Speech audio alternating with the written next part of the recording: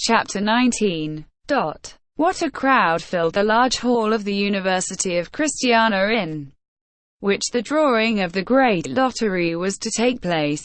A crowd that overflowed into the very court yards, as even the immense building was not large enough to accommodate such a throng, and even into the adjoining streets, as the court yards, too, proved inadequate to ward the last. On that Sunday, the 15th of July, it certainly was not by their calmness and phlegm that one would have recognized these madly excited people as Norwegians. Was this unwanted excitement due solely to the interest excited by this drawing?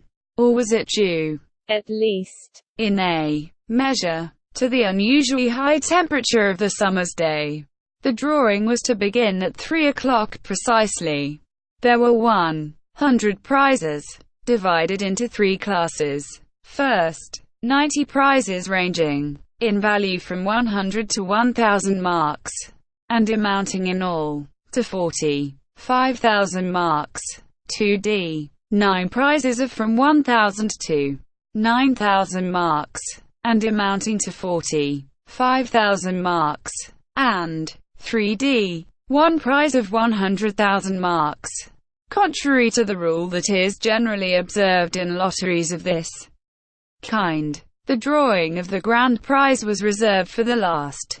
It was not to the holder of the first ticket drawn that the grand prize would be given, but to the last, that is to say, the 100th. Hence, there would result a series of emotions and heart-throbbings of constantly increasing violence, for it had been decided that no ticket should be entitled to 2 prizes, but that having gained 1 prize, the drawing should be considered null and void if the same number were taken from the urns a second time. And there was nothing for people to do but await the appointed hour. But to while away the tedious interval of waiting they all talked, and, chiefly, of the pathetic situation of Hulda Hansen. Unquestionably, if she had still been the possessor of Oldkamp's ticket, each individual present would have wished her the next best luck to himself. Several persons, having seen the dispatch published in their Morgen, spoke of it to their neighbors, and the entire crowd soon became aware that the search of their telegraph had proved futile. This being the case, all felt that there was no longer any hope of finding even a vestige of the lost Viking. Not one of the crew could have survived the shipwreck, and Hulda would never see her lover again. Suddenly another report diverted the minds of the crowd. It was rumored that Sandgoist had decided to leave Drammen, and several persons pretended that they had seen him in the streets of Christiania. Could it be that he had ventured into this hall? If reception, how audacious in him to think of such a thing as being present at this drawing. It was so improbable that it could not be possible. It must certainly be a false alarm, and nothing more. About 2:15, quite a commotion was apparent in the crowd. It was caused by the sudden appearance of Silvius Hogg at the gate of the university. Everyone knew the prominent part he had taken in the whole affair, and how, after having been received by Dame Hansen's children, he had endeavored to repay the obligation. So the crowd instantly divided to make way for him, and there arose from every side a flattering murmur, which Silvius acknowledged by a series of friendly bows, and this murmur soon changed into hearty applause. But the professor was not alone. When those nearest him stepped back to make way for him, they saw that he had a young girl on his arm, and that a young man was following them. A young man, a young girl, an electric shock. The same thought flashed through every mind like a spark from an electric battery. Hulda Hansen. This was the name that burst from every lip. Yes, it was Hulda. So deeply agitated that she could hardly walk. Indeed, she certainly would have fallen had it not been for Sylvius Hogg's supporting arm, but it upheld her firmly. Her, the modest, heart-broken little heroine of the fate to which Ole Camp's presence only was wanting. How greatly she would have preferred to remain in her own little room at Dal. How she shrunk from this curiosity on their part of those around her, sympathizing though it was. But Sylvius Hogg had wished her to come, and she had done so. Room was heard on all sides, and as Sylvius Hogg and Huldah and Joel walked up the passage way that had been cleared for them, as if by magic, how many friendly hands were outstretched to grasp theirs. How many kind and cordial words were lavished upon them. And with what delight Sylvius Hogg listened to these expressions of friendly feeling. Yes, it is she, my friends, my little Huldah, whom I have brought back with me from Dal, and this is Joel, her noble brother. But pray, do not smother them. Though Joel returned every grasp with interest, the less vigorous hands of the professor were fairly benumbed by such constant shaking, but his eyes sparkled with joy, though a tear was stealing down his cheek. And the phenomenon was certainly well worthy the attention of ophthalmologists. The tear was a luminous one. It took them fully a quarter of an hour to cross the court yard, the main hall, and reach the seats that had been reserved for the professor. When this was at last accomplished, not without considerable difficulty, Sylvius Hogg seated himself between Huldah and Joel. At precisely 2:30, the door at the rear of the platform opened, and the president of the lottery appeared, calm and dignified, and with the commanding mien befitting his exalted position. 2 directors followed. Dignity. Then came 6 little blue-eyed girls, decked out in flowers and ribbons. 6 little girls whose innocent hands were to draw the lottery. Their entrance was greeted with a burst of loud applause that testified both to the pleasure all experienced on beholding the managers of the Christiania lottery, and to the impatience with which the crowd was awaiting the beginning of the drawing. There were 6 little girls, as we have remarked before, and there were also 6 urns upon a table that occupied the middle of the platform. Each of these urns contained 10 numbers. 1, 2, 3, 4, 5, 6, 7, 8, 9, 0, representing the units, tens, hundreds, thousands, tens of thousands, and hundreds of thousands of the number 1,000,000. There was no 7th urn for the million column, because it had been agreed that 6 ciphers drawn simultaneously should represent 1,000,000. As in this way the chances of success would be equally divided among all the numbers. It had also been settled that the numbers should be drawn in succession from the urns, beginning with that to the left of the winning number would thus be formed under the very eyes of the spectators. First by the figure in the column of hundreds of thousands, then in the columns of tens of thousands, and so on until the column of units was reached, and the reader can judge with what drawing of each figure. The president waved his hand and declared the drawing begun. The prolonged murmur that greeted the announcement lasted several minutes, after which quiet was gradually established. The president rose, and though evidently much excited, made a short speech suited to the occasion, in which he expressed regret that there was not a prize for each ticket holder. Then he ordered the drawing of the first series of prizes, which consisted, as we have before remarked, of 90 prizes, and which would therefore consume a considerable length of time. The 6 little girls began to perform their duties with automaton-like regularity. But the audience did not lose patience for an instant. It is true, however, that as the value of the prizes increased with each drawing, the excitement increased proportionately, and no one thought of leaving his seat, not even those persons whose tickets had been already drawn, and who had consequently nothing more to expect. This went on for about an hour without producing any incident of particular interest, though people noticed that number 9672 had not been drawn, which would have taken away all chance of its winning there.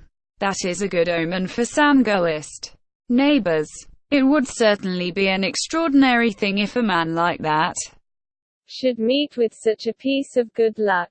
Even though he has the famous ticket, remarked another. A famous ticket? Indeed, replied Silvius Hogg. But don't ask me why, for I can't possibly tell you. Then began the drawing of the second series of prizes, 9 in number. This promised to be very interesting. The 91st prize being one of 1,000 marks. The 92nd, one of 2,000 marks. And so on, up to the 99th, which was one of 9,000. The third class, the reader must recollect, consisted of the capital prize only. Number 72, 521 won a prize of 5,000 marks. This ticket belonged to a worthy seaman of Christiania, who was loudly cheered and who received with great dignity the congratulations lavished upon him. Another number, 823, won a prize of 6,000 marks. And how great was Silvius Hogg's delight when he learned from Joel that it belonged to the charming Siegfried of Bamble. When the 97th prize was drawn, the one consisting of 7,000 marks, the audience feared for a moment that Sangoist was the winner of it. It was won, however, by ticket number 9627, which was within only 45 points of Old Camp's number. The two drawings that followed were numbers very widely removed from each other, 775 and 76, 287. The second series was now concluded, and the great prize of 100,000 marks alone remained to be drawn.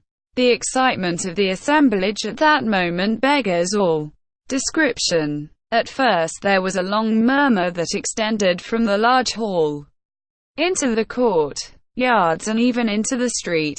In fact, several minutes elapsed before quiet was restored.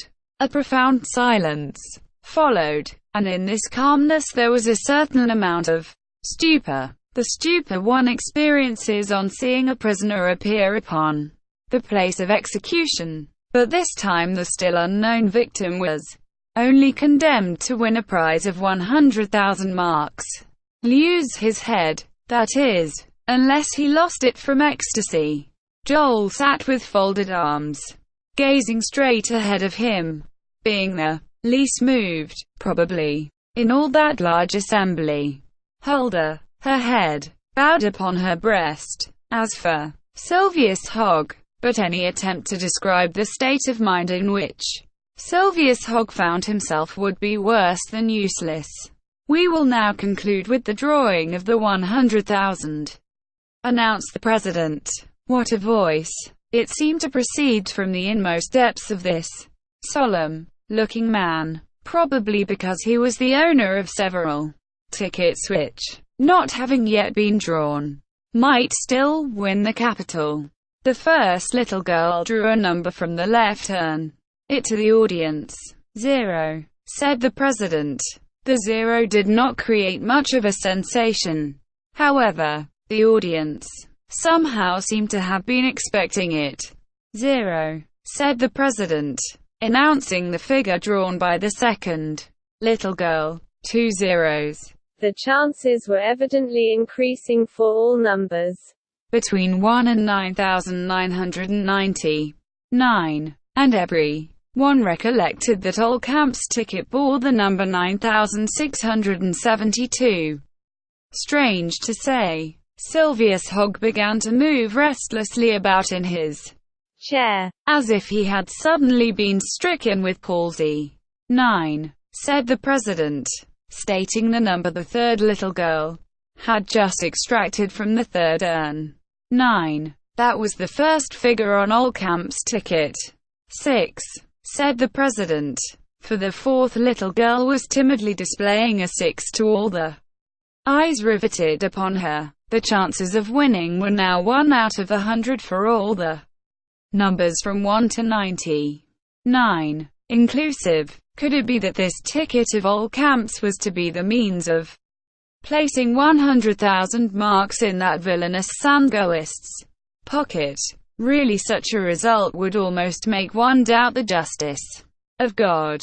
The fifth little girl plunged her hand into the next urn and drew out the fifth figure. 7, said the president, in a voice that trembled so as to be scarcely audible, even to those seated on the first row of benches. But those who could not hear were able to see for themselves. For the 5 little girls were now holding up the following figures to the gaze of the audience. 00967. The winning number consequently must be one between 9670 and 9679. So, there was now 1 chance out of 10 for Oldcamp's ticket to win the prize. The suspense was at its height. Silvius Hogg had risen to his feet and seized Hulda Hansen's hand. Every eye was riveted upon the young girl. In sacrificing this last moment of her betrothed, had she also sacrificed the fortune Oldcamp had coveted for her and for himself? The 6th little girl had some difficulty getting her hand into the urn. She was trembling so. Poor thing. But at last the figure appeared. 2, exclaimed the president, sinking back in his chair, quite breathless with emotion. 9672, proclaimed one of their directors, in a loud voice. This was the number of Oldcamp's ticket, now in Sandgoist's possession. Everybody was aware of this fact, and of the manner in which the usurer had obtained it. So there was a profound silence, instead of the tumultuous applause that would have filled the hall of the university if the ticket had still been in Hulda Hansen's hands. And now was this scoundrel Sandgoist about to step forward, ticket in hand, to claim the prize. Number 9672 wins the prize of 100,000 marks. Repeated the director. Who claims it? I do. Was it the usurer of Drammen who answered thus? No. It was a young man with a pale face, whose features and whole person bore marks of prolonged suffering, but alive, really and truly alive. On hearing this voice, Hulda sprung to her feet, uttering a cry that penetrated every nook and corner of the large hall. Then she fell back, fainting, but the young man had forced his way impetuously through the crowd, and it was he who caught the unconscious girl in his arms. It was Oldcamp.